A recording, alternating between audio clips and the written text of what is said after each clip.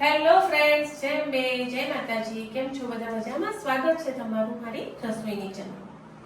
આજે આપણે એક પૂરી બનાવીશું. નહીં એમાં ઘઉંનો લોટ ઉપયોગ કરીએ કે નહીં મેદાનો, કોઈ બી લોટ ઉપયોગ નહીં કરીએ.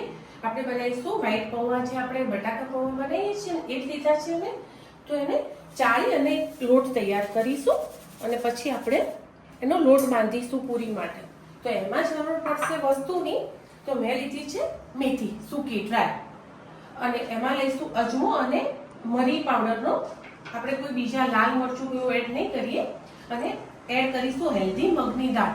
જે છોકરાઓ અમુક નથી ખાતા હોતા કે મોટાને ના ભાવતી હોય તો તમે આમાં ભેળવીને ખવડાવી શકો અને ટેસ્ટ બહુ જ મસ્ત લાગે છે. તો ચલો આજે અલગ રીતની પૂરી તૈયાર કરીએ. તો એના માટે પહેલા આપણે પૌવા સાફ કરી અને એને મિક્સરમાં પીસી લઈશું ઘરે જ. ચલો પૌવા સાફ કરી લીધા છે તો આપણે મિક્સરમાં એને પીસી લઈએ. ચલો, તો લોટ બી તૈયાર થઈ ગયો છે. હવે એને ચાળી લઈશું આપણે. એકદમ ઝીણો ના થાય પણ સોજી હોય એ ટાઈપનો આપણને લોટ મળશે. અને આપણી જે વસ્તુ અંદર એડ કરવાની છે, બહુ ઓછી વસ્તુથી આપણે મસ્ત પૂરી તૈયાર કરીશું. ચલો, ચાળી લીધું, લોટ તૈયાર થઈ ગયો છે આપણો પૌવાનો. બરાબર. હવે દાળ, એમ લાગશે તમને કે દાળ કદાચ છોકરાઓ આખી દેખે ના ખાય, તો આપણે દાળ માટે બી એક ચકેડી મસ્ત ફેવરી દઈશું, અધકચરી. પછી જેવી ભાવે એવી તમારી ચોઈસ છે. ખાલી આપણે એને સારી હેલ્થ માટે અને સારા ટેસ્ટ માટે બંને ઉપયોગ કરી રહ્યા છીએ. એટલે દેખાવી જરૂરી નથી, ટેસ્ટ ભાવવો જરૂરી છે. આપણે પૂરીનો લોટ તૈયાર કરી લઈએ. એક ચમચી જેટલું મોયણ લઈશું ઘીનું. તેલ કે બટર ઉપયોગ કરવો હોય તો બી તમે કરી શકો છો. એક ચમચી જેટલું મેં લીધું છે. બરાબર. વધારે નહીં જોઈએ, કારણ કે પૌવાનો લોટ છે એટલે આ બહુ મોયણ ના લે, માપનું જ યુઝ કરવાનું. એમાં જશે કસ્તુરી મેથી ડ્રાય. સૂકવેલી મેથી તમારા ઘરે હોય તો બી તમે લઈ શકો છો. બરાબર. હવે આપણે એને મસ્ત સ્મેલ થોડી આવે ત્યાં સુધી શેકી લેવાની. પૂરીમાં ટેસ્ટ અલગ લાગશે. હવે આપણે એડ કરીશું અંદર અજમો, મરી અને મીઠું. બસ. આમાં ઓવર કોઈ મસાલા લેવાની જરૂર નથી. હવે જે આપણે મગની દાળ પીસી રાખી હતી એને એડ કરી લઈશું. કંઈ શેકવાની બહુ જરૂર નથી ફ્રેન્ડ. નોર્મલ આપણે ખાલી કાચાપણું એનું પેલું થઈ જાય એટલે, તો આપણને ફ્લેવર થોડો સારો મળે. આ રીતે આપણે એને મસ્ત ફૂલ ગેસ ઉપર જ, કોઈ ધીમો રાખવાની બી જરૂર નથી. હવે આમાં આપણે 2 થી 3 ચમચી જેટલું પાણી, વધારે નહીં જોઈએ, એડ કરીશું. અને આ બધું મિક્સ કરી લઈશું. અને લાગે કે બરાબર પ્રોપર મેથીનો ટેસ્ટ સ્મેલ આવવા લાગી છે, એના પછી આપણે કરી દઈશું ગેસ બંધ. અને જે આપણો લોટ બનાવીને રાખેલો છે ને પૌવાનો, એ અંદર એડ કરી દઈશું. અને એને થોડો ગરમ કરી લઈશું. આમાં શું કે આપણે વણીએ ને એટલે લોટ જેવું બાઇન્ડિંગ ના હોય ફ્રેન્ડ. તો તમે થોડું ગરમ કરો ને એટલે એ થોડું સોફ્ટ વધારે થાય. તો તમને આપણે વણ્યા વગર તૈયાર કરવાની છે ને એટલે થોડી હેલ્પ મળે. એવું લાગી રહ્યું છે કે 2 થી 3 ચમચી પાણી ફરી જોઈશે.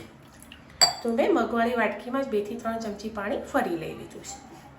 આ બરાબર મિક્સ કરી અને પાછું આપણે 2 મિનિટ ગેસ ચાલુ કરી દઈશું.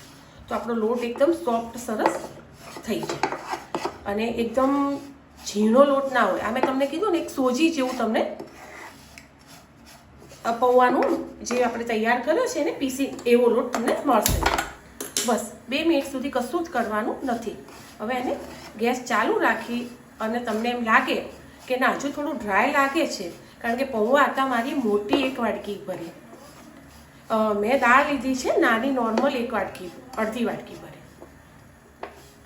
ચલો, હવે આપણે 2 મિનિટ હલાવતા થઈ ગયું છે. અને મિક્સ કરતા તો ગેસ કરી દઈશું બંધ અને એક થાળીમાં લઈ લઈશું. પણ એને 1 મિનિટ ચલો ગરમ છે ત્યાં સુધી જ આપણે આપણો લોટ સરખો કરી લઈશું.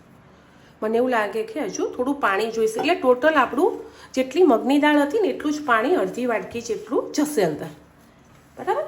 તો બી તમારા પૌવા ઉપર રહેશે, કારણ કે પૌવા અમુક વાર જૂના હોય, નવા હોય, એટલે પાણી કે તમે મેનેજ કરશો ખબર છે. જેમ આપણે તમે રોટલીનો લોટ બાંધો છો, તમને ખબર હોય છે કે ભાઈ મને આ રીતના લોટવાળી રોટલી વણવી ગમે છે. તો એ રીતે તમારે આ રીતે લોટ તૈયાર કરવાનો છે, કારણ કે આમાં વણવાનું નથી એટલે વાંધો નહીં આવે. હું તમને એકદમ ઇઝી પ્રોસેસ બતાવું આની.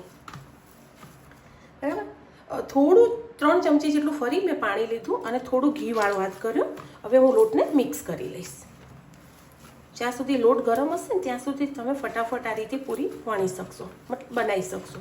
એવું લાગે તો ફટાફટ પહેલાં વણી લેવાની અને મતલબ કરી લેવાની જે પૂરીનો આપણે તૈયારી કરીએ છીએ, અને પછી સાથેથી એવું હોય તો તળવાનું રાખવાનું, કાં તો પછી એક બાઉલમાં કેમ ઢાંકી દેવાની. બસ આ રીતના લોયા તૈયાર કરવાના. અને ચલો બતાવો કે તમે તૈયાર કેવી રીતે કરશો. આ લઈશું આપણે બટર પેપર.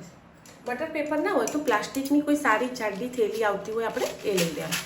એને આપણે બહુ બટર પેપરની જરૂર નથી, એટલે નોર્મલ તમારે એક બટર પેપર લઈ લેવાનું, એમાંથી એક ભાગ આ રીતે કાપી લેવાનો અને એના બી 2 ભાગ કરી લેવાના આ રીતે. હવે એક છે એને છેથી તેલવાળો, સરસ તેલવાળો ઘીવાળો તમારી જોડે જે વસ્તુ એનાથી ગ્રીસ કરી લેવાનું. આપણે લીધો એક આ લોયો, એના ઉપર આપણે બીજું લઈશું અને આમ દબાવી દઈશું. હવે તમારી જોડે ગ્લાસ કે વાટકી કે મેં તમને એ દિવસે બતાવ્યું હતું કે નોર્મલ આપણે ભાખરી શેકવાનો ડટ્ટો હોય, એનાથી તમારે દબાવી દેવાનું. હવે આ પૂરી જો તમારે જાડી રાખવી હોય તો તળવામાં થોડી વાર થશે, અને આ રીતે કોરો તમારે ફાટી જતી હોય તો હજુ એને પાણીથી સ્મૂથ કરવાનો. પણ મારે ટિક્કી ટાઈપ કરવી છે પૂરી, ફેન્સી, એકદમ પાપડી જેવી નથી કરવી ને એટલે. પણ જો તમારે એ રીતે પતળીને પાપડી જેવી કરવી હોય ને તો તમે ફરીથી લોટને થોડો મસળી લેજો અને થોડો ઝીણો કરજો. આ રીતે આપણે પૂરી તૈયાર કરી લઈશું. એક પૂરી બાજુમાં મૂકતા જઈશું અને બીજી તૈયાર કરતા જઈશું. એકદમ તમને કેવી લાગશે ખબર, એમ ક્રિસ્પી, ક્રન્ચી, અને કંઈક તમે ખાલી કોઈ કઠોળની કે એ રીતે ખાતા હોય ને પૂરી, કાં તો કૂકીઝ ખાતા હોય હેલ્ધી, એવી લાગશે. આ રીતે આપણે દબાવી દેવાની, ફટાફટ બધી ભેગી કરી લેવાની અને પછી એકસાથે તળી લેવાની.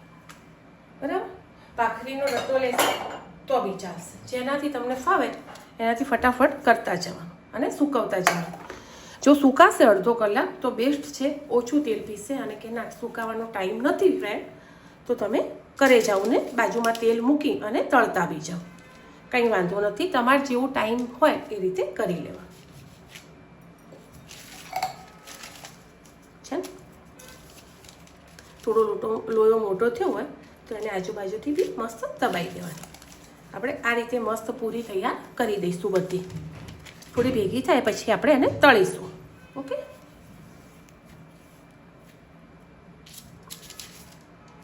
કોઈ બી દાળ તમે અંદર લો, એવું જરૂરી નથી કે તમારે આ દાળ મગની જ લેવી. અડદની લો, ફોતરાવાળી લો, તુવેરની લો, જે છોકરાઓને ખવડાવી હોય અને છોકરા ના ખાતા હોય એ દાળ, કોઈ બી દાળ તમે લઈ શકો છો. મેં આટલી પહેલાં બનાવી લીધી છે તો આપણે એને પહેલાં ફ્રાય કરી દઈએ. અને હા, આ તમારે ફ્રાય ના કરવી હોય ને તો એર ફ્રાયર હોય કે તમે બેક કરતા હો ને એમાં બેક કરી લેજો, જરૂરત નહીં પડે ફ્રાય કરવાની. બહુ જ મસ્ત બને છે. થિકનેસ તમારે જેવી રાખવી હોય એવી રાખી લેવાની. બરાબર, તો ચલો આપણે એને ધીમા તાપે તળી લઈએ, પછી બીજી તૈયાર કરીએ. ચલો, તેલ આવી ગયું છે નોર્મલ છે તો આપણે એને ધીમે ધીમે તેલમાં તળવા મૂકી દઈશું.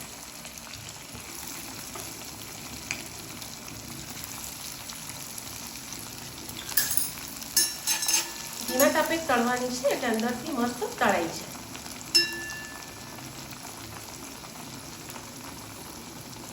જો કેટલી મસ્ત તળાઈ ગઈ છે, પાપડી જેવી તમને આ પૂરી લાગશે. તમારે આના ઉપર કોઈ ચટણી જેવું લગાવી ચાટ પૂરી જેવી કરવી હોય તો બી તમે કરી શકો. અને કોઈ વસ્તુ મતલબ ચા જોડે કરવી, કોફી જોડે, સ્કૂલમાં લઈ જવી હોય, લંચ બોક્સમાં આપવી હોય છોકરાઓને, ક્યાંય ફરવા જવું હોય તો બી તમે લઈ જઈ શકો. 15 થી 20 દિવસ સુધી આ પૂરી તમારે ફ્રેશ જ રહેશે. હું તમને ઠંડી કરી બતાવી દઉં. કલર તમારે ડાર્ક કરો, થોડો લાઇટ કરો, તમારા ઉપર રહેશે તમને કેવો કલર ગમે છે. કેટલી મસ્ત લાગે છે. એ જ રીતે આપણે બધી પૂરી તળી લઈશું.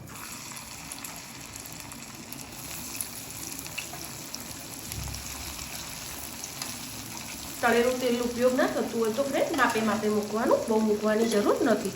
થોડી ઠંડી થાય પછી હું તમને બતાવું. ચલો બતાવું કે કેટલી ક્રિસ્પી બી બને છે ને. અને આ પૂરી કોના કામની છે ખબર છે ફ્રેન્ડ? જેને કુરકુરે ભાવતા હોય ને છોકરાઓને, સેમ કુરકુરેનો ટેસ્ટ લાગશે એમને, બહુ જ મજા આવશે. બીજું તો ઠીક છે, પણ આપણે જે બી દાળ ખવડાવી છે ને, હવે તમને બતાવું. અવાજ બી સરસ છે, લાગે છે બી ટેસ્ટમાં બહુ જ મસ્ત, અને છોકરાઓ અરગથી ખાશે.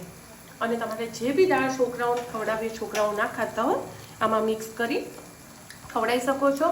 અને સરખું બી માપ લઈ શકો છો તમે, જેટલા પૌવા લો એટલી દાળ લઈ શકો. બહુ જ મસ્ત બને છે ફ્રેન્ડ, ટ્રાય ચોક્કસથી કરજો. અને આ જ વસ્તુ તમે બટરમાં બી બનાવી શકો છો. તો ચલો, મેં તો બનાવી છે, તમે બી ટ્રાય ચોક્કસથી કરજો. બીજી બનાવી બી લઈશું અને તળી બી લઈશ બાજુમાં. મળીએ ફ્રેન્ડ આગળના નવા બ્લોગમાં. ટિફિન માટે એક નવો નાસ્તો છે, અને સ્ટોર મેં તમને કીધું એ કે 15 થી 20 દિવસ સુધી સરસ રહેશે. ખાલી એરટાઈટ ડબ્બામાં ભરી દેવાની, પણ એકદમ બિલકુલ ઠંડી કરી 2 થી 3 કલાક સુધી એને બહાર ઠંડી થવા દેજો.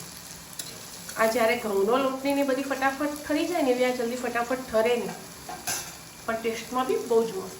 મળીએ આગળના નવા બ્લોગમાં. બાય.